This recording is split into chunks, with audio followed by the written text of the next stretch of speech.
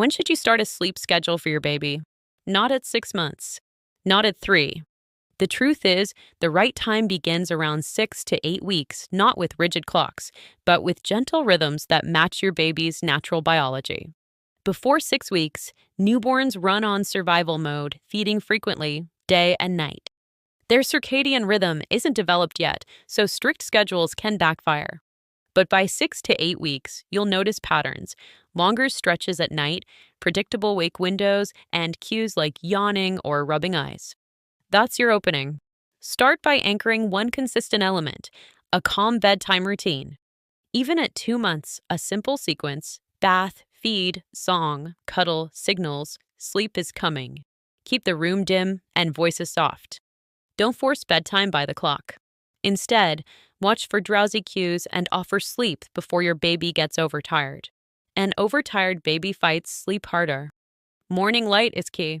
Open curtains after the first feed to help set their internal clock. This tells their brain, daytime starts now. Naps don't need to be scheduled yet, but aim for age-appropriate wake windows. A newborn should be up only 45 to 60 minutes before needing sleep again. Pushing past that leads to stress hormones, making sleep harder. Be flexible. Growth spurts, vaccines, and developmental leaps will disrupt rhythm, and that's normal. Stay consistent with your routine, not the exact timing. Starting early with gentle structure, not strict rules, builds trust. Your baby learns, my needs are seen. The world is safe. Sleep is a peaceful return, not a battle. Welcome to Genius Parenting, where rhythms grow from respect, not rigidity. If this gave you clarity on when and how to begin, give it a like. It helps other parents build calm without control. Share it with a new parent overwhelmed by sleep advice. And don't forget to subscribe and hit the bell so you never miss a genius parenting tip on raising secure, settled, and deeply rested little humans. Think your baby fights sleep because they're not tired? What if they're actually overtired and you're missing their tiny window of calm? The secret to smoother naps and nights isn't a strict clock. It's knowing your baby's wake window, the sweet spot of awake time before sleep pressure builds. Newborns can only stay awake 45 to 60 minutes. Yes, less than an hour. By 4 to 6 months, it stretches to 1.5 to 2 hours. Push beyond that, and stress hormones like cortisol flood their system, making it harder to settle, even if they're exhausted.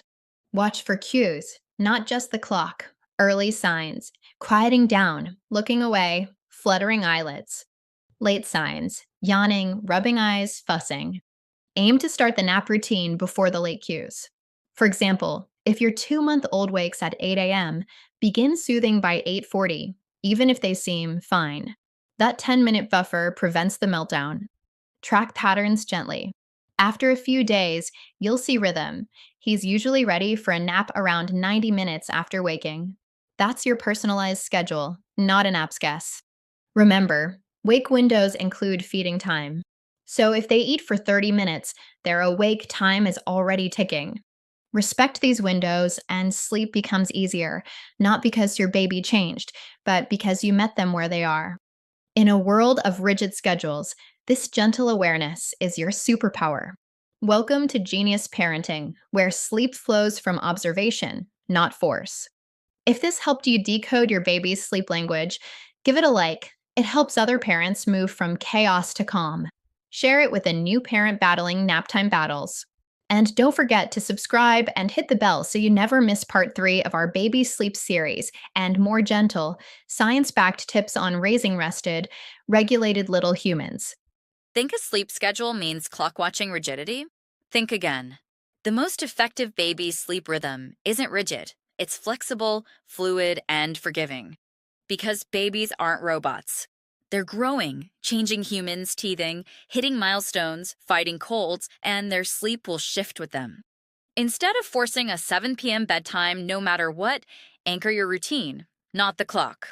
Keep the same calming sequence: bath, feed, song, cuddle, but let the start time float within a 30 to 45-minute window based on your baby's cues that day.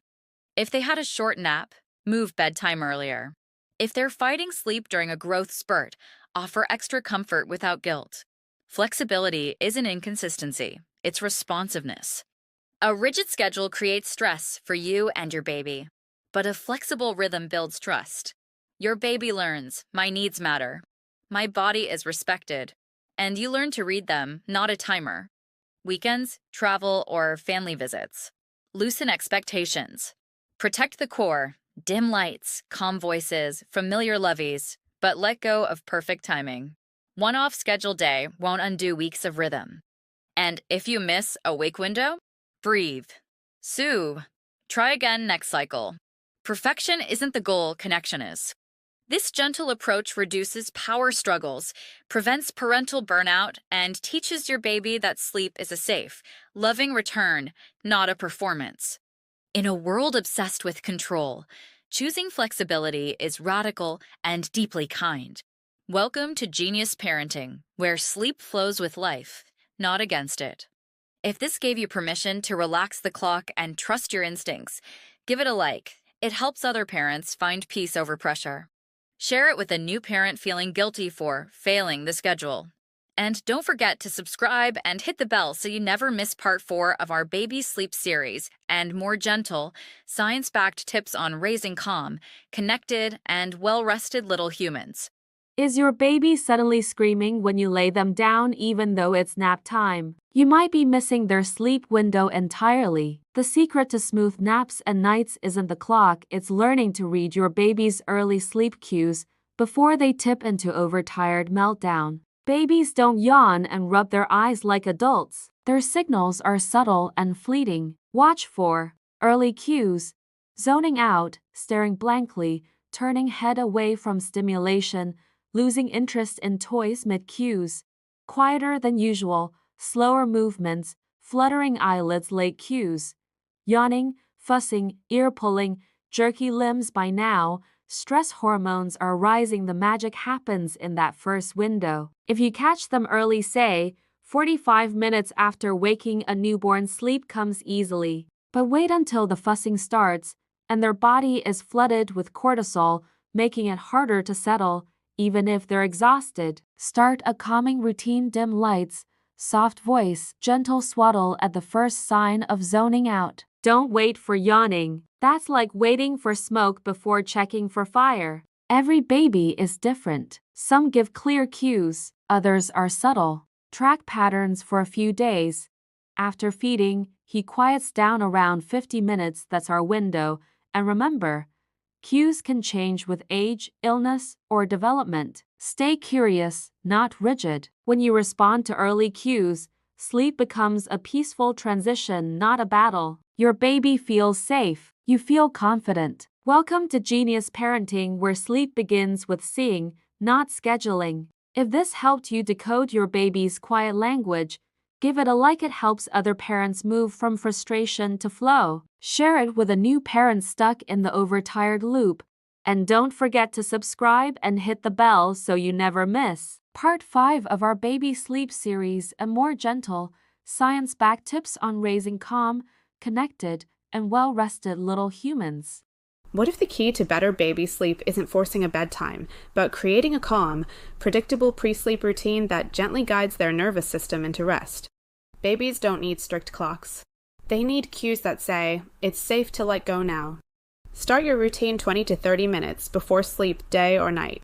Keep it simple, soothing, and consistent. Dim the lights, turn off screens, and lower your voice.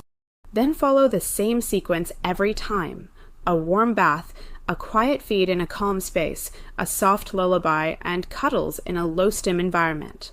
The order matters less than the rhythm. Your baby's brain links these acts with sleep, like a loving lullaby for their nervous system. Keep the routine short and screen-free. No bright lights, no playful games, no, just one more, distractions.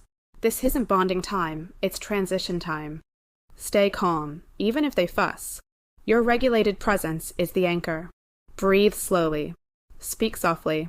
You're not putting them to sleep, you're helping them feel safe enough to do it themselves. Over time, this routine becomes a silent promise. You are cared for. The world is quiet now. Rest well. In a world of sleep training myths, this gentle rhythm builds trust, not tears. Welcome to Genius Parenting, where sleep grows from safety, not schedules. If this gave you a peaceful path to better rest, give it a like. It helps other parents move from control to connection. Share it with a new parent overwhelmed by sleep chaos. Think a consistent daily routine means strict hourly schedules? Not at all. For babies, rhythm beats rigidity.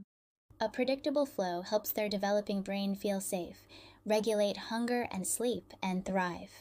Start by anchoring your day around key anchors: wake up, naps, meals, and bedtime. The order stays the same. This eat, play, sleep rhythm prevents snacking, supports digestion, and separates feeding from falling asleep. Keep the environment consistent too. Dim lights for sleep, bright natural light during wake windows, and calm voices in the evening. Don't chase perfect timing. Flexibility within structure is key. Watch how your baby responds. A calm, settled baby thrives on rhythm. Your routine should serve them. Over time, this gentle consistency reduces fussiness, improves sleep, and gives you confidence. You're guiding them with love.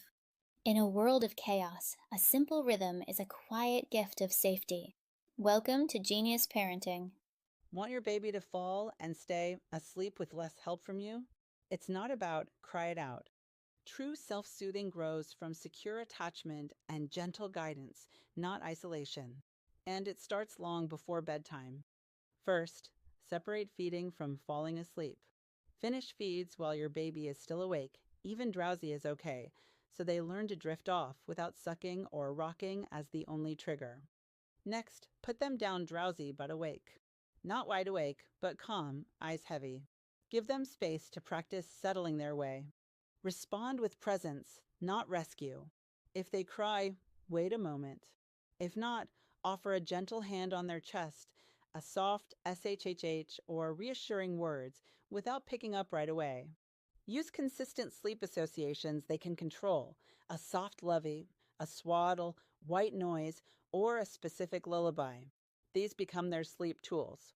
Never expect perfection. Some nights they'll need you more, during illness, teething, or leaps. That's normal. Self-soothing isn't a skill you teach once, it's trust they build over time. When your baby learns they can calm themselves in a safe space, sleep becomes less fragile. Naps lengthen, night wakings ease, and you both rest deeper.